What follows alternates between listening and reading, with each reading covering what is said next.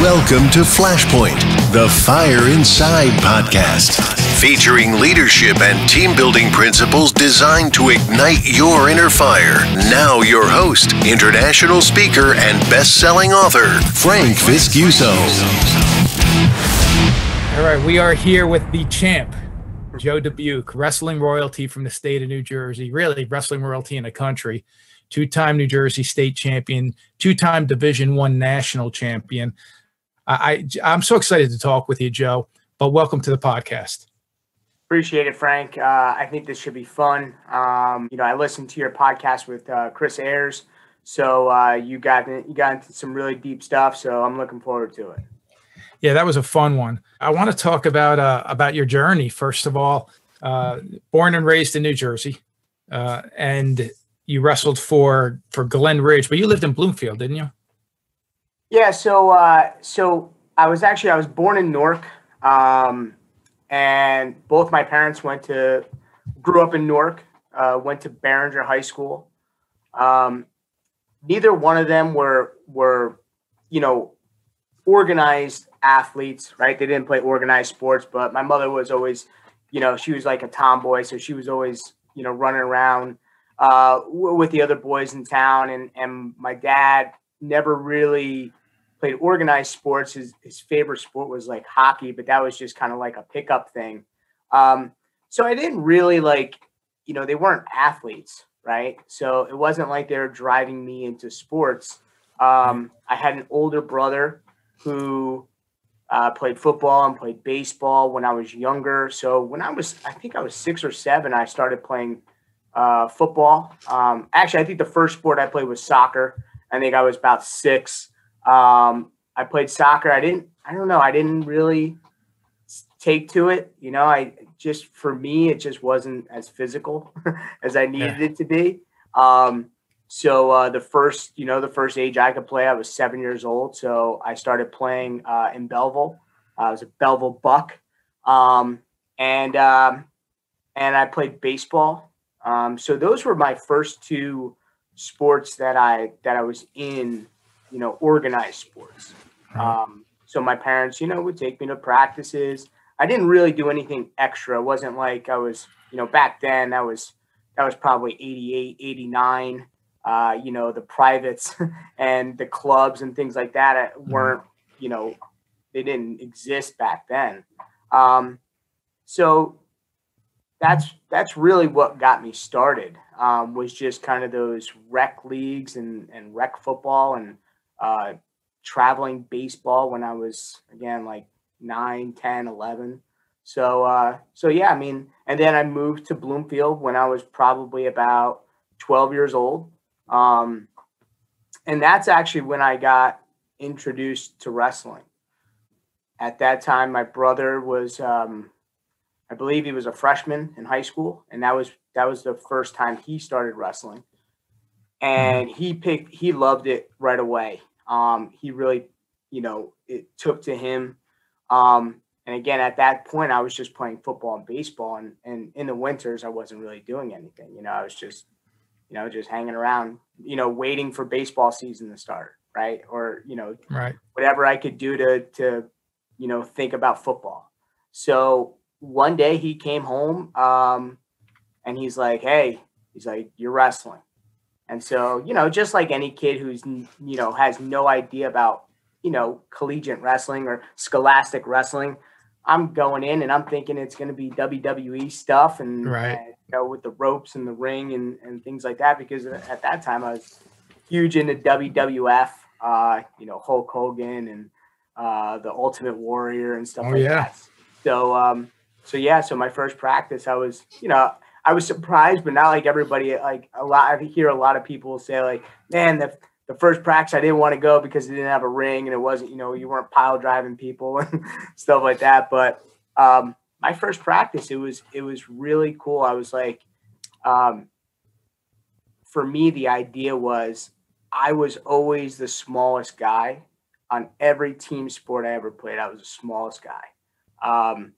So naturally, I had a chip on my shoulder, right? I had a chip on my shoulder. I always wanted to prove that I was the toughest kid I was the hardest working kid in football. If we were doing Oklahoma drills, when one of our linemen went up there, I was the one jumping in who wanted to go against him. To either prove I was tough or crazy or both. I don't know. So when I got to wrestling, I was like, wait a minute, I can go one-on-one with somebody who's my same size. I was like, this is like, for me, it was unfair for whoever I was going against, because I'm like, I'm used to taking on guys who have 50, 60 pounds on me. And that was just something I just programmed myself to do when I was in those team sports. So again, like I go up and coach is like, all right, you're going to go with this kid. And he's, a little bit taller than me, but we're the same size. And I'm like, oh man, this is great. I get to put it on some kid who's my own size. So, right. So that was kind of like the first intro to wrestling and to just sports in general. Yeah. And it's interesting as I'm listening to you talk, because my kids tried wrestling and they stayed with it for about a year and then gravitated more towards baseball. And that's their main sport right now. But I wrestled from the age of 7 all the way up till I graduated high school. And I know that, it could be a brutal sport. If you're not all in, and here's the reality with me, Joe, I wasn't all in. I just remember my dad telling me, wrestling starts in 2 weeks. So if you want, go out in the backyard and start jumping ropes so you're in shape. So and every year it was like that. So I actually didn't even know if I had a choice. It's like, all right, I guess I'm wrestling. Yeah. And looking back, I love the sport. I love the mentality, the physicality of the sport, how it prepares you emotionally. But if you're not all in, it's a rough sport to be in, right? At a young age. Absolutely. And for me, my first year, I was pretty successful out the gates. And after that first season, I was like, man, I love this. Like, I just love this. And also the thing that I loved too was there's no politics. There's no, hey, this kid is, taller than me or whatever the case may be. Like, my hard work will dictate how successful I am in this sport. And nobody else is going to say, oh, well, it doesn't matter, Joe, that you work really hard, but you're not big enough, whatever the case may be. So that was something I was drawn to that. And because I again, like I said, I prided myself on my work ethic and trying to be the toughest kid. And again, like and I figured out a sport where, man, like my hard work will absolutely show in, or my success will show with my hard work, right? Like they go together, right? So that was something that was really appealing to me after that first year, because I saw it and I'm like, man, like if I just keep working at this thing, like I could be really, really good. Like I can be the best, and at that time when I was 12 years old, it's like, I could be the best in the county, right? Best in the county. Right. But that's how it should start, right? That should, at a young age, you shouldn't be, for me, my first year, it wasn't like, oh, I want to be an Olympic champion. Like I had no idea what that was. I knew what a county championship was. And that was like really important. And then as you go up the ladder, like your goals get bigger and, the prizes get bigger and the workload that you put on yourself gets bigger. So yeah, I mean, that's just kind of where I was. And, even though my brother forced me into it, that was the only thing he forced upon me, like was just taking me there. Like he took me there and then I just I took over from there. Like he took me there and then I just I took over from there. You're touching on a couple really interesting things. I've had these conversations with my friends now that we're all dads, but a couple things. I remember, first of all, when we were younger and we had a pretty competitive team, but I remember after we all graduated, I remember we were sitting down one time talking because we all just ended up becoming firefighters. Well, we're sitting around the table at the firehouse talking, saying, imagine when we were freshmen, or even before we became freshmen, if they took us down to the state tournament and showed us the bigger picture. We didn't even know any of that existed. So to win the counties was a big deal. To win the districts was huge for us. But one of the things that I really liked that you just talked about was how your work ethic. And here's a conversation that I want to have with you. You've heard coaches say this, and I know that you believe in this. You have to trust the process that it takes to become a champion. You have to trust it. But the ones who become champions, I think, fall in love with the process. Would you agree with that? Yeah. I mean, for me, it was like, I hope this doesn't contradict what you're saying, but for me, I fell in love with the process because the process gave me the gold at the end. Like that was. And I'm not saying that's like what it was like, again, I was driven by different things. I was driven, like my work ethic wasn't like, hey man, I just really like working hard. Like it wasn't like, man, I mean, nobody likes really hurting themselves. You gotta be a little sick if you're like, man, I just want to go down there and just hurt myself. And I want to just get better. I want to, go crush myself on a long run, or I want to crush myself in the weight room. But it's like I do that, right? I do those things that maybe I don't enjoy so much, but I know that it's going to help me achieve the thing I want to achieve, right? Like that was for me. It was I didn't really enjoy lifting weights, but I knew lifting weights was going to help me achieve my ultimate goal, right? Of being a state champ or being a national champ. There was other things I did enjoy. I had no problems with actually working hard, right? It was, in wrestling, like I loved wrestling. I loved getting in the room and, I'd wrestle for, hours if they'd let me, and again, it was like, for me, one of the reasons why I liked working hard is because, again, that was my thing. I wanted to be the hardest working guy. Right. Yeah. That was like, I wanted the coaches to say like, hey, look how hard Joe's working. Like that was a motivation for me. Right. Like, I don't know. Like, again, I was just motivated by different things. And again, same thing with like just being tough. Like I wanted every guy in my wrestling room. I wanted every guy on the football field, every guy on the baseball field to say like, man, Joe is like, he's the toughest guy. Like that was just something that motivated me, and everybody's different, right? Everybody's motivated by different things. But you got to find what motivates you, and you gotta, fuel that. Right. Yep. Now, do you think, looking back at it all, do you think that you came in with the skill set that is needed to become a great wrestler, or would you attribute it mostly to hard work that you're talking about, or a combination? Yeah. So I would say probably the abilities. I mean, if you look back and, I can sit here and say this now because, I'm out of the game and whatever, but when I was wrestling, I wasn't the most technical wrestler, like actual technique wise, right? My technique wasn't the best. I was strong. I was fast.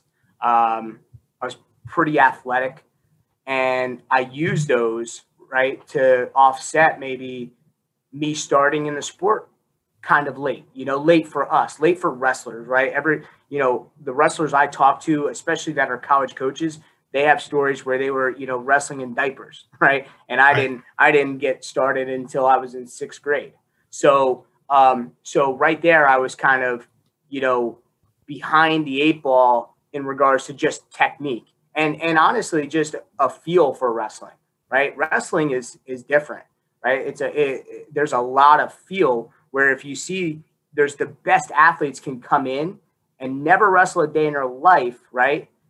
They're super athletic, but they just don't have that wrestling feel. Right. And you got a guy who's not as athletic, not as strong, can, put them in positions that they have no idea what to do. So I would say at first, I was athletic. I was strong. Tackling people, I've been tackling people for 5 years, heading up to, me being 12. So a double leg was natural, right? So my double leg was natural. But to kind of answer your question, I think my work ethic helped shorten the curve, right?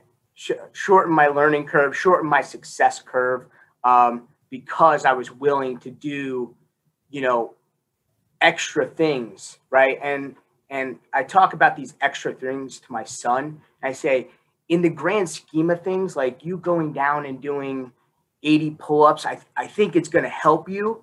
But honestly, it's going to help you mentally more than the physical work that you'll put on your body. For me personally, like I think it helps you. But me going down on a Wednesday night at 9 o'clock at night with nobody telling me, hey, go do something extra down there, right there, that gives me an advantage in my mind, right? Because I'm doing something extra, right? I'm doing something that, in my mind, nobody else is doing, right?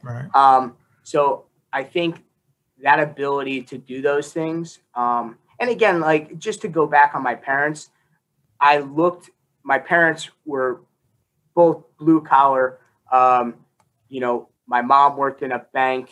My dad was the head of maintenance and grounds at Glen Ridge. So again, two hardworking. My mom had 2 jobs. My dad had 2 jobs. I mean, I'm literally watching my parents work 7 days a week, and then still bringing me to sport, athletics and stuff. So, they weren't telling me to do this stuff, but I was watching what they were doing and being like, man, my parents, and at the time I didn't appreciate it, but I did notice, like, man, my dad works a lot. Damn, my mom works a lot. Like she's working, she works a 9 to 5 from Monday to Friday. And then she goes and she's a waitress on the weekends.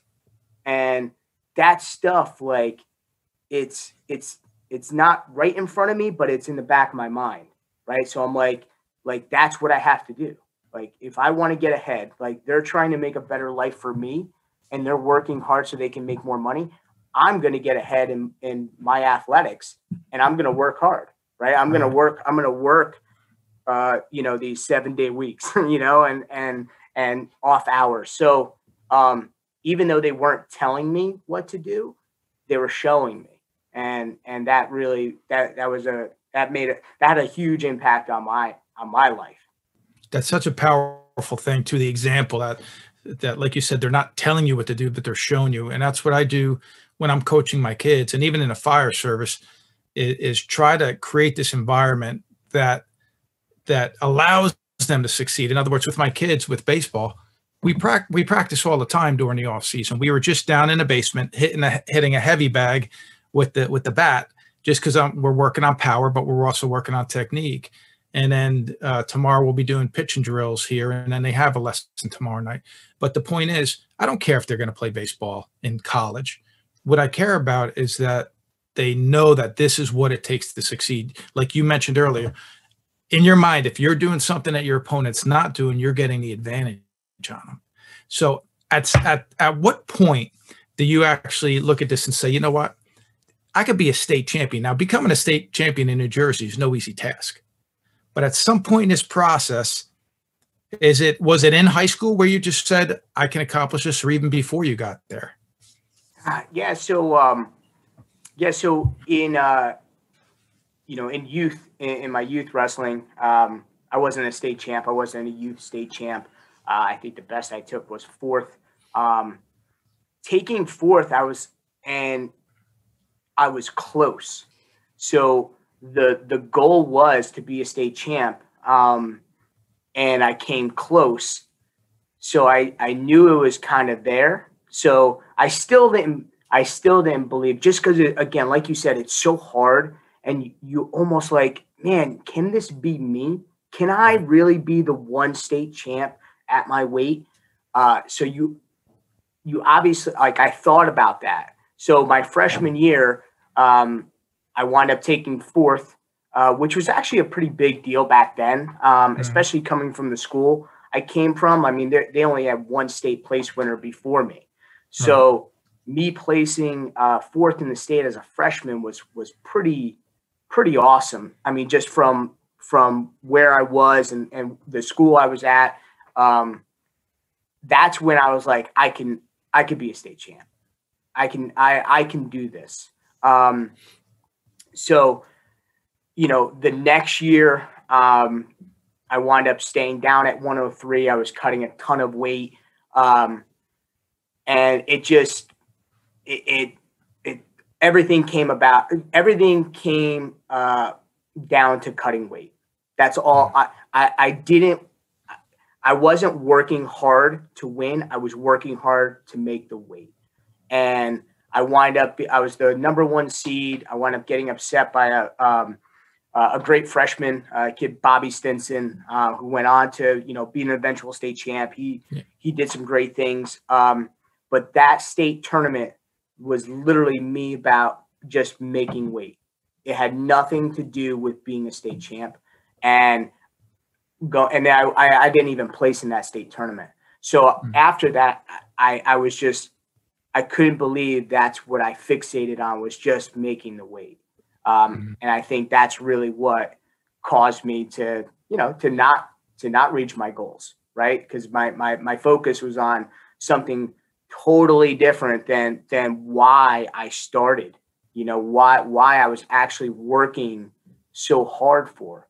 And then that next year, I went up a weight class. I went up to a more natural weight class, and I felt good. And it wasn't about cutting weight, and it was about just getting better at wrestling and trying to achieve that ultimate goal of being a state champ. And I was undefeated, and I was a state champ, and it was one of the best feelings in my life up to that point. It was the culmination of starting in 6th grade, not even knowing what wrestling is. And then my junior year, I worked so hard, and I'm the guy who said, you know what, I am a state champ.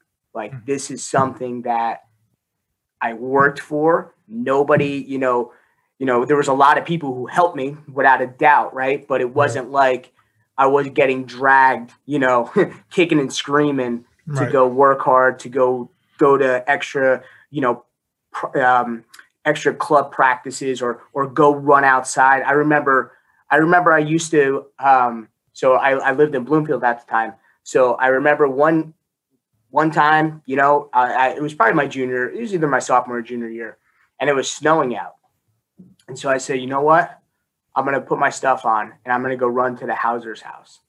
So one night it was 8:00, and it's probably about, I don't know, probably 3 miles from my house to their house in Glen Ridge.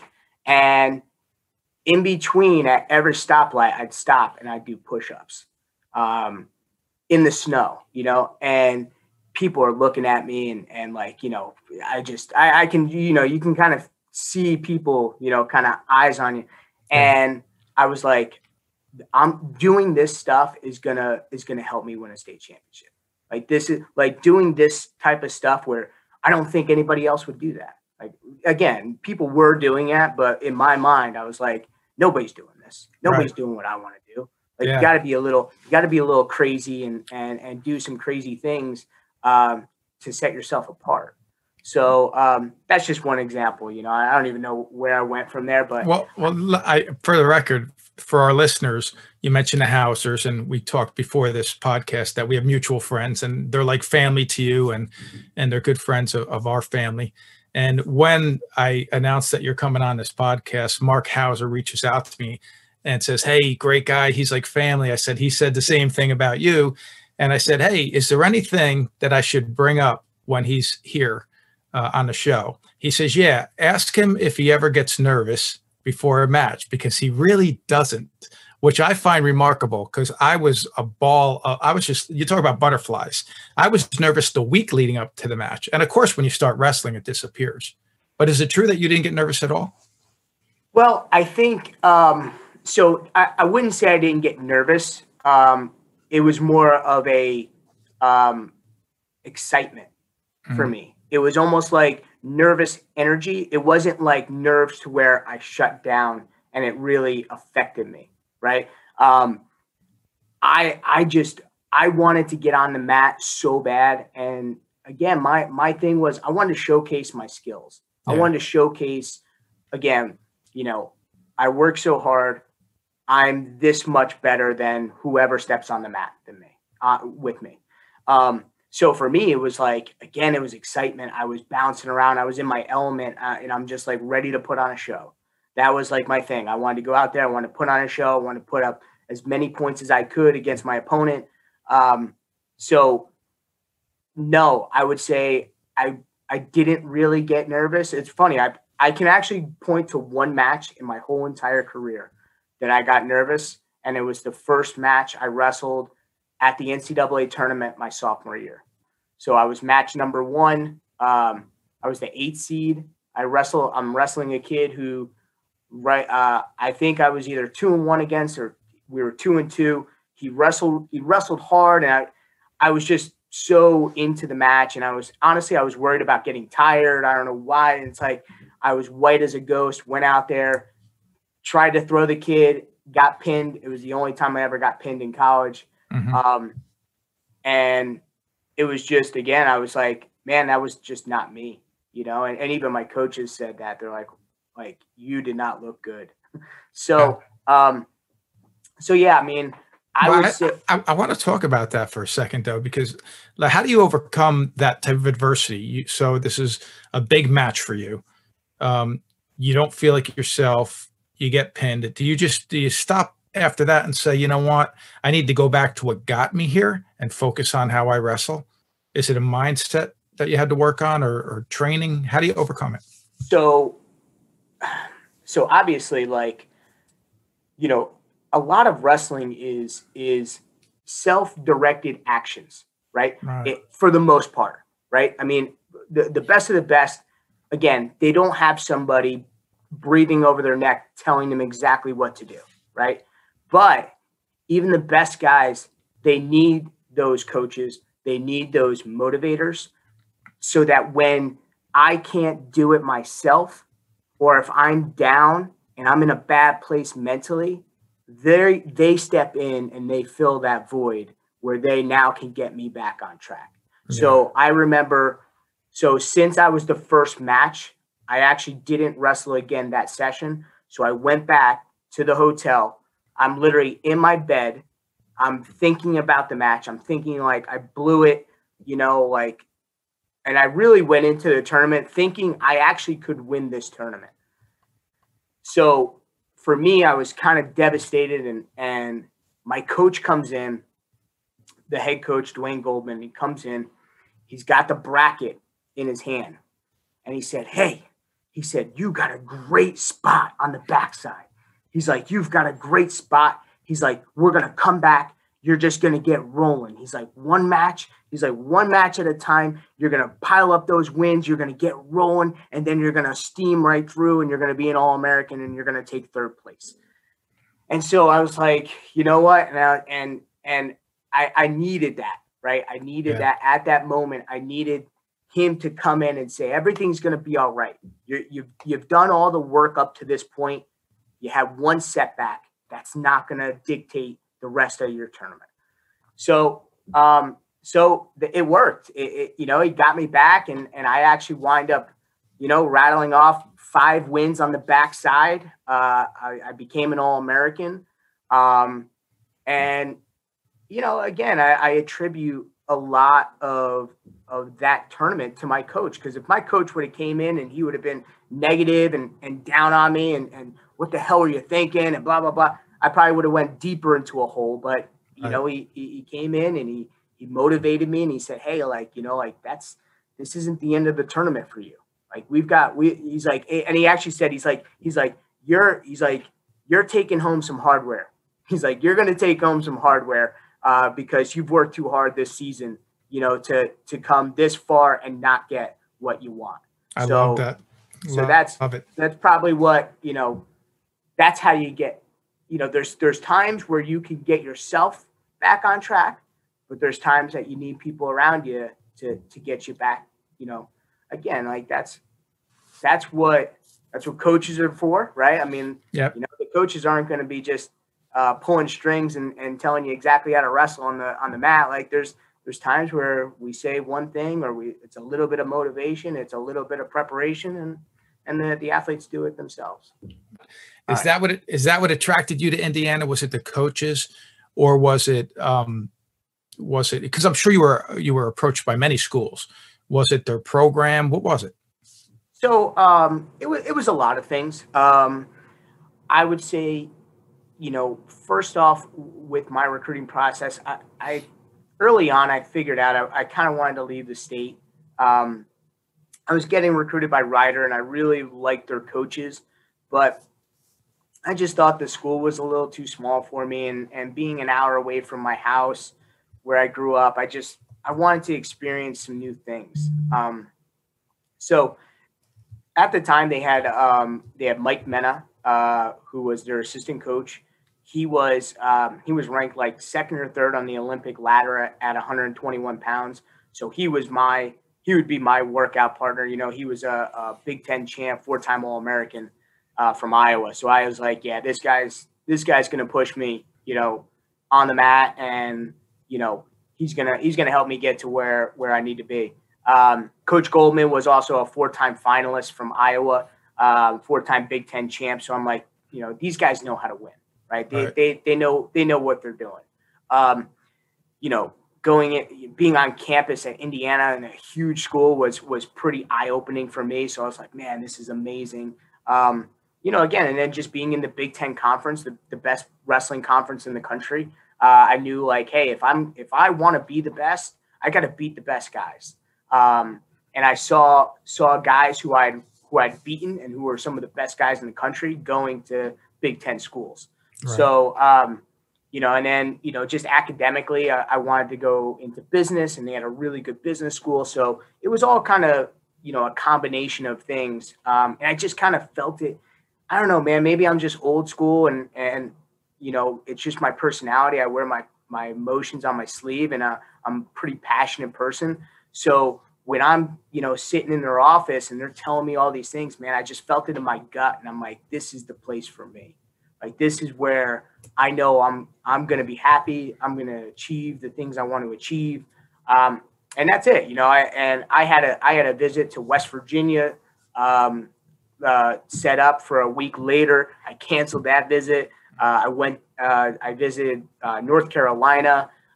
So yeah, I mean, it was a combination of things, but ultimately when I was there, man, I just felt like this is the place for me. So you have a great career, and in 2005, you now are wrestling Kyle Ott. Now, you wrestled him before, haven't you? Yeah. Now, how do you prepare to wrestle in the Division I national championship? I mean, I can't even imagine what goes on in your mind before. I mean, that's the big show. That's it. That's as big as it gets for a college wrestler. And here you are about to step on the mat. What goes on in your mind when you're back there in the locker room?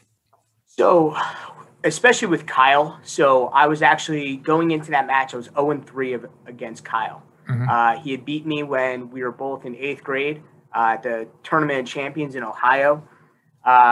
He beat me twice my sophomore year, once in overtime and once for 3rd, 4th in the Big Tens.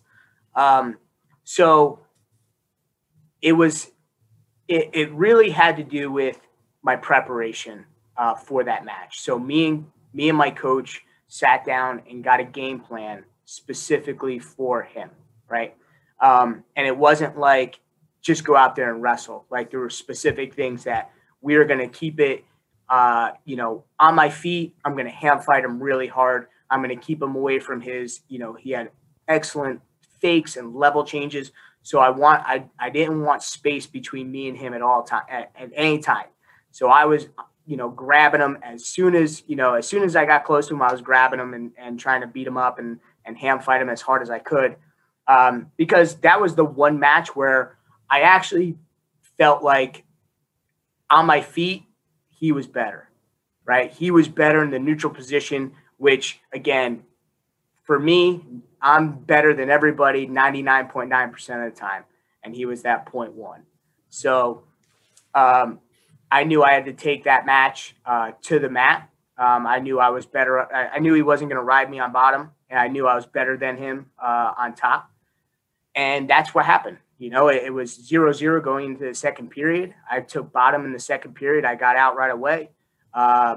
was on him again, hand fighting hard with him and just making sure I didn't make any mistakes. Like that was because he was super quick, super athletic. I knew if I took one bad shot, he had a great go behind. He was going to capitalize on that. And I was like, I'm not going to do all this work, for the first and second period to just kind of make a mistake and give him an easy takedown.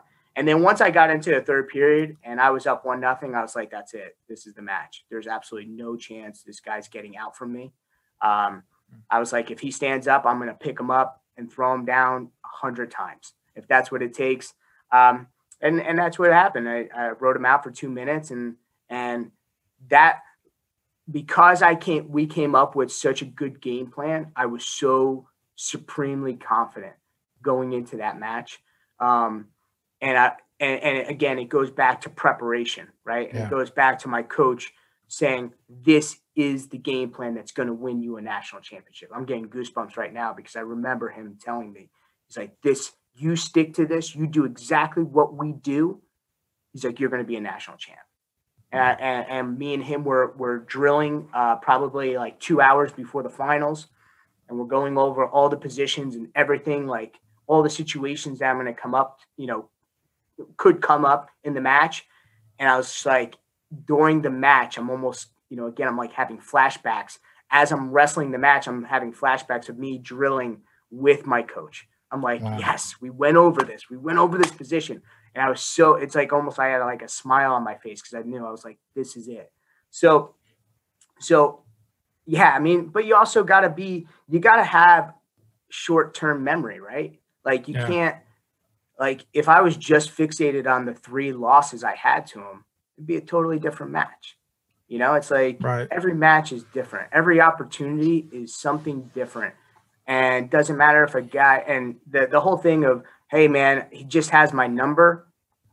That's because you let him have your number, right? It's like, you gotta have a clean slate every single time you go on the mat. It doesn't matter how many times he's beaten you. There's something that I talk about in my seminars where I say the end of a failed strategy is the beginning of a new strategy. Whereas if you end up in that situation where you lose to someone 3 times, so you learn 3 ways not to beat them. Now we just have to, I love that your coach said this is it and was that confident in it. Speaking of confidence, by the way, today, before getting you on the show, I actually watched your match against Troy Nickerson. And what's great, so if this is your second national title after winning the first year. And what I love about this match is you honestly look like you just having fun the entire match. And there was a difference in the way that the two of you were wrestling. He was in there. This guy's a grinder. He's a prodigy at the time. He's this kid everybody's talking about. Matter of fact, even the announcers are talking more about him as you're beating him up. And I'm thinking, this is great because it just showed that you have a joy for the sport. Is that what you were feeling during this match? So, to go back my junior year, right? So yeah, I that was more business, right? My junior year was taking care of business. It was getting this title that I've worked so hard to get. And it doesn't matter how I get it. I just want to get it. Because if you look at it, that's not my style of wrestling, right? For me not to have a takedown in a match or to be ultra aggressive on my feet, people would say like, yeah, but I said, but I'll give that up to get a title any day of the week, right? So then fast forward to my senior year, I'm like, in the finals, I'm like, I'm going out the way I want to go out, right? This is going to be my style of wrestling. I'm going to be all over this guy. I'm going to be, shooting. I'm going to be attacking. I'm going to be cutting him. And exactly like it was joyful for me. Like going into that match, I had zero nerves. I was not nervous one bit. I couldn't wait to get out there and just, again, put on a show and really just show people what I was about, right? Show people what Joe Dubuque wrestling is. And it's confident, and sometimes it comes across as cocky and arrogant. But to me, I worked hard. I worked extremely hard to be this confident. And it's like, if you worked just as hard as me or harder, then let's go and let's see if you can, kind of tone me down a little bit. So, yeah, man. And to go into that match, and I like Troy now, like we're pretty cordial, like he's doing a great job at Northern Colorado. So I see him, I see him on the recruiting trail. I see him out at competitions, at nationals and things like that. But then I did not like him because, again, I'm the returning national champ, and it seems like he's getting all the attention. He's getting all the headlines. Everybody's this, this freshman phenom. He was a 5-time New York State champ, and and then when he won in the semis, it was like everybody was like, "Oh, he's going to knock off Joe." And I was like, man, I'm going to put it on this kid. Like I'm going to, because again, you go back to just my upbringing, I was born with a chip on my shoulder. Yeah. All I needed was I didn't need much to get me fired up. And that really fired me up. And I'm like, there's no way that I'm losing to this kid. And I mean, I showed it, I went out there and that's probably, the best wrestling for me is, again, when I get emotions tied into it, obviously controlled emotions, but, if I was too calm, wasn't good. I did not perform well. I needed my energy high. I needed those emotions running, and sometimes I'd make things up and say, hey, I don't like this kid because, he doesn't like me, or he said something about me. I mean, it's just things you got to do to get yourself fired up. So, but my second year, man, that was pure joy. Like you said, like that was it. If you could have told me when I was in 6th grade, hey, this is how you're going to go out, I wouldn't believe you. I'd be like, but that would be the ultimate, right? That's the ultimate way to go out, to end your career the way you want, on top. It was pretty awesome. Is that the bracket behind you from that year? So that actually is, yeah. So that's 2006 right there. Awesome. Awesome. So after college, you end up coaching at Hofstra and then Indiana and now Princeton. I love what you guys are doing with Princeton. As you know, we had Coach Ayers on the show, and I'm a big fan of New Jersey wrestling altogether, and I like the program. I like the type of the quality of the wrestlers that you're recruiting, and I want to talk a little bit about that. Let's just say, and I don't know how it all goes down, but you get your new freshman class comes in. What kind of conversation are you having with your team or these new teammates on their first day? And maybe it's not a first day conversation, but what are the things you're telling them early on about what it's going to take to succeed? So that's a good question. And I asked this because, again, even in the fire service, somebody even asked me just 2 days ago, they said, hey, I'm a brand new chief officer. And I'm looking for some ideas of setting expectations for my team. I think it's important to set expectations. I've done it. But as a coach myself, I like to sit down with the kids. Like, for example, the last 2 years in a row, our boys had made it to the championship game, and 2 years in a row they lost. And the second year, they dominated everybody, but at the championship game, they just didn't show up. So our theme this year is finish strong. We made it to the big show twice. Now we know what it takes, but it's also all the same returning players. And you have some coming in, you have some returning. But is there something you say, hey, this is what Princeton Wrestling's all about. This is our goal. Here's where we want to get you. Here's what we expect for you. Is there anything specific, or is it just kind of happen? No, I think, we have mantras, right? Everybody's got mantras, things that you really want to kind of title your program after, right? The cool thing about us is I think just like a lot of different programs, we have different season themes, right? There's different season themes for a different group of guys. But the one thing that's constant with our program is we have this thing called the Higher Standard Manual. And I think you might have talked about that with Chris. So what this Higher Standard Manual is it's basically just a collection of all of our philosophies in one book, right? And really it's how to be successful in a manual, right? It's like, if you want to be successful, look at this, right? Do the things that we're talking about in these things. Like, we literally have what all Americans do, right? We have a section where it's like, all Americans do X, Y, and Z, right? Now, that's not guaranteeing you, right, that you're going to be an All-American. But I guarantee you, if you don't do these, your chances of being an All-American go down significantly. So we have these, we call them higher standard sessions. So we kind of break up our season, and we have different parts for different parts of the season. And it's pretty awesome because, again, we talk about, whatever that one section is, and then we have a conversation, right? And then we start really getting our guys to be like, telling other guys what's success, what helps them, right? Where did they find success? Because everybody does things a little bit differently, right? It's one thing works for me that doesn't work for you, but something that works for you can work well for another guy. So I think, the Higher Standard Manual is something where we tell our guys, hey, you want to be successful? Go out and be a sponge, right? You can pick stuff from me. You can pick stuff up from the senior who was, a conference champ, or the sophomore who's a 2-time All-American.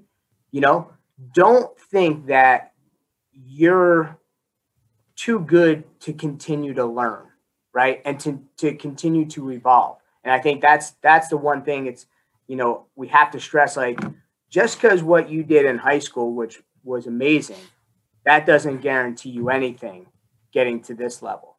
Like, if you stop working, you're going to go stagnant. So I think that's the thing we try and tell those freshmen is, you got to chase these guys down. You should be chasing these guys down, whether it's, in the wrestling room, in the weight room, running on the track. You should be trying to pass these guys up any chance you get. And I think we're getting the athletes and the guys who want to do that, right? I don't think we have freshmen who's coming in and who are just saying, I'm gonna be a backup. I'll wait till I'm a junior and then that'll be my time. No, we're getting guys who want to be national champs right out the gate. And I think that's the thing that's really been pushing our program forward, is we have these guys who are coming in with goals that are extremely high, and they're chasing them down. So I don't think it's just one thing that we tell these guys, but I think it's, again, we want to sit down and we want to tell them, hey, we have this thing that you can study, and I promise you, you're going to get better. But if you never open it up, then, now you're just leaving, you're taking your chances. So I think we can shorten that learning curve, right? Don't make the mistakes. Don't make the mistakes I did when I was in college. Listen here. You won't have to. If you just listen to a couple of these things, I promise you won't have to, you won't have to learn those hard lessons. We talk about that in our profession too. A couple things you talked about. One is unused skills fade quickly, so you have to keep working on it. But also, think about the fire service in general. We track line of duty deaths. The stakes are real high here. It's not just losing a match. It's could be, right. So we, one of the things we talk about is that experience is not necessarily the best teacher, but other people's experience can be the best teacher. Learn from the people before you. And speaking of that, I want to now transition to this. You are the dad of a young wrestler right now. And quite honestly, you're married to a pretty good wrestler, Jamie. She, I see the videos that you post on Facebook, and it looks like in your garage where your son is working out with your wife, and you're there coaching. I think it's fantastic, because we do this as a family too. My wife and I'll take the boys down, and just play ball with them to where I'm hitting baseballs to them, and they're throwing it to my wife at first base. So I love it. It's fantastic, but. What kind of, I guess, environment do you want for your son as far as what you're doing at home? Is it something that, hey, we're going to teach you what it takes to succeed, but at the end of the day, I don't care if you win the match or not. It's just about learning. It's about growing. Or is it about there's a lot of pressure on him because he's Joe Dubuque's son. So if you go out there, I mean, I'm just wondering, what kind of mindset do you have when you're coaching your kid? So yeah, that was so early on. I got him into it early. He started when he was 6, but that was just practice. So he literally practiced 6, 7, 8 years old. He was just practicing and doing matches in the room. They were just kind of not actual official matches. Right. So 9 years old, he. And I had a plan of, hey, he's not going to go to a state tournament or a state qualifier until he's 12, like I did, right? I want it to be more of a, let's build a work ethic. Let's build a love for the sport. Let's not worry about competition. It doesn't matter anyway, right? It's like winning a youth state championship is great for you to, put a trophy on but in the grand scheme of things, it doesn't translate to anything. From my perspective, right? Not saying that it doesn't matter or that it doesn't mean anything. Why put pressure on him winning a state championship when, again, it doesn't really matter. Right. So we're driving home probably a month into the season. He's 9 years old. Now he's starting to compete, but it's very local, local matches, local tournaments. Nothing big. He's not traveling or anything.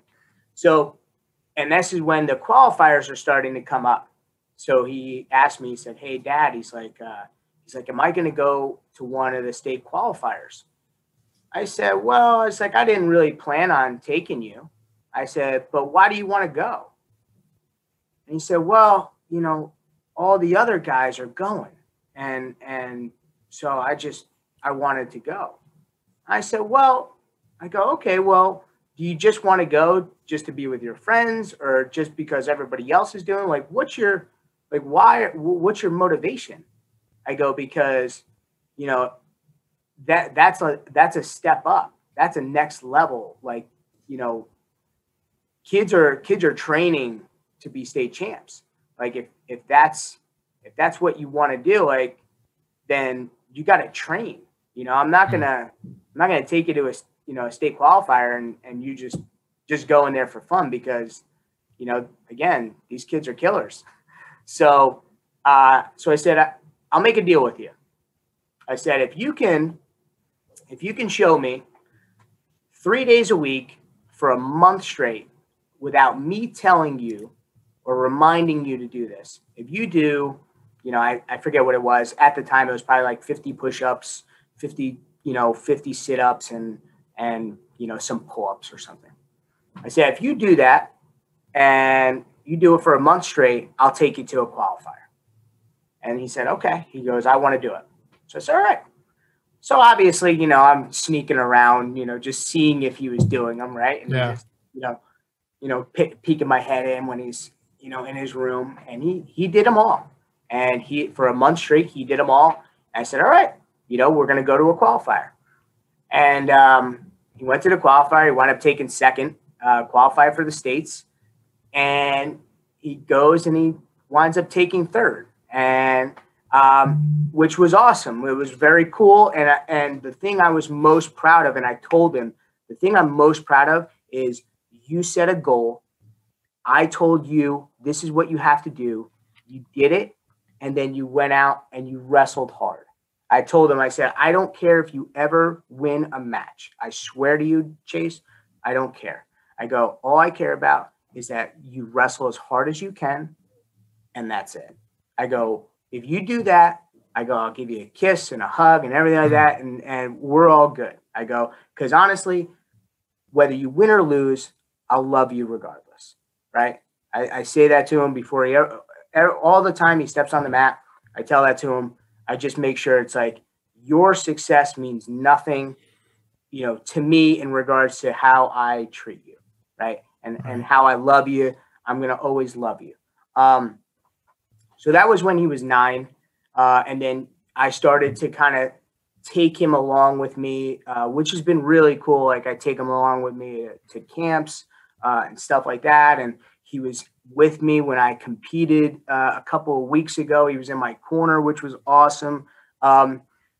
He's now 13. So I've now started to ramp it up a little bit with his training. Right. And just, again, I'm trying to build the fact that it's like, hey, it's about building a work ethic, right? It's about working hard. This sport can teach you so much about yourself and also give you so many traits and skills that are going to, translate to you being a great employee, being a great father, being a great husband. Like, this sport can give you more than just getting your hand raised, right? So that's the thing that I'm really trying to hammer down with him. It's like, I sometimes I have to catch myself, right? Because I didn't have that. I had nobody telling me, hey, Joe, go downstairs in the basement and go do 150 push-ups and go jump on the treadmill and go do this. I did that. So I don't necessarily want to be the driving force, because if I'm the driving force, then we got problems, right? It's like, it's got to come from you. I can guide you, right? I can guide you, but I can't be pulling you, right? So that's the one thing that I fight with myself, because I'm like, I struggle with, am I pushing him too hard, right? If I push him too hard, I'm going to push him away. But if I don't push him too hard, am I almost doing him a disservice, because I'm a college wrestling coach, right? I know what it takes to be successful. So again, I'm like fighting with myself all the time. Should I make him do this? Should I not make him do this? Should I, and I don't know. And, sometimes I feel like I'm doing a good job, and he tells me he loves it. He loves wrestling. And I said, hey, dude, you don't love wrestling. Don't love wrestling because I love wrestling, right? You don't do this because I'm doing this and I love this. Like, do it because you love it. Do it because you want to do something great, and you want to take everything wrestling has to give you.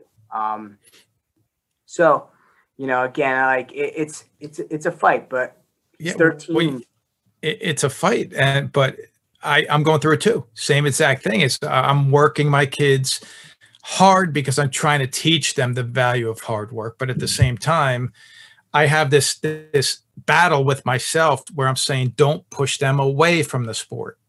Right. So, and that's exactly one of the things I wanted to talk to you about is, and we did talk about it in this conversation, was the drive internal? Was it you loving this process, saying, I want to do this? Or did somebody kind of push you in that direction?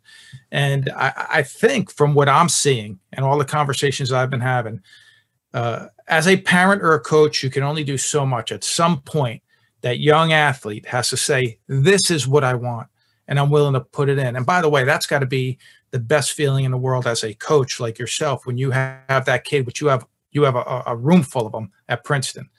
The Pat Glories that show up and say, oh no, I'm going all the way. I watched Pat Glory wrestle in the state tournament his senior year, where he almost gets pinned.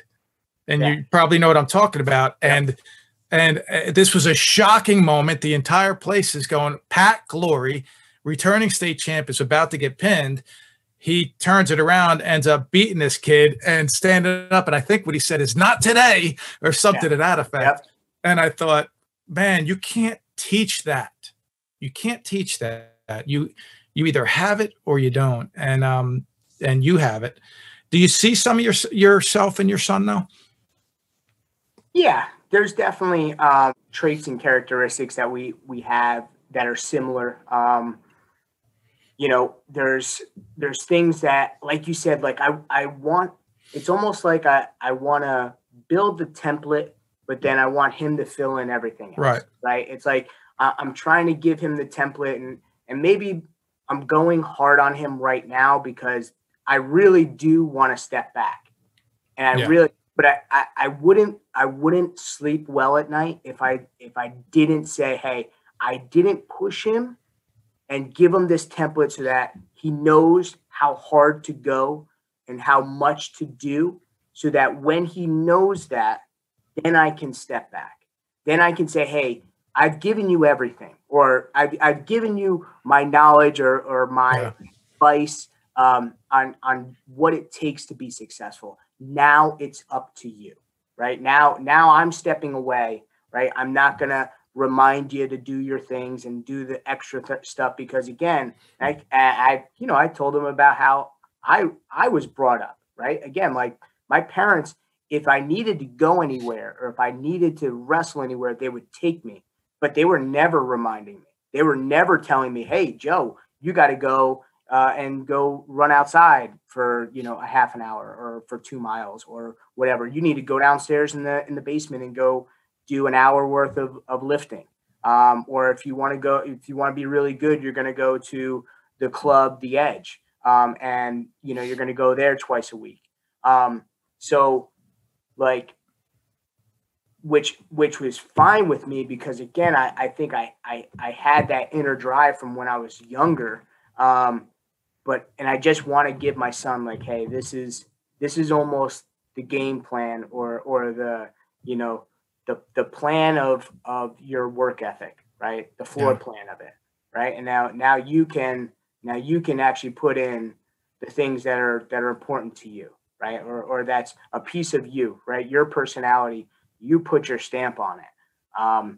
So yeah, I mean, I'm starting to, it's like almost like I have a plan of like, hey, I'm ramping it up on him. Yeah. And then there's going to be a time right before he goes to high school, I'm stepping away and say, hey, this is your journey, right? Like, this is your journey. I want you to have your fingerprints all over it, right? I don't want my fingerprints. I don't want to mold you, right? I want you to make this yours, so that whatever comes out of it, you can say, this was me, right? Like, I don't want you to, for good or bad, say it was because dad, right? It's like, I don't want that. I don't want, even if he becomes a 4-time state champ, I don't want any credit. I want it to be him. I want it to be the things that he did was the reason why he was successful. That's awesome.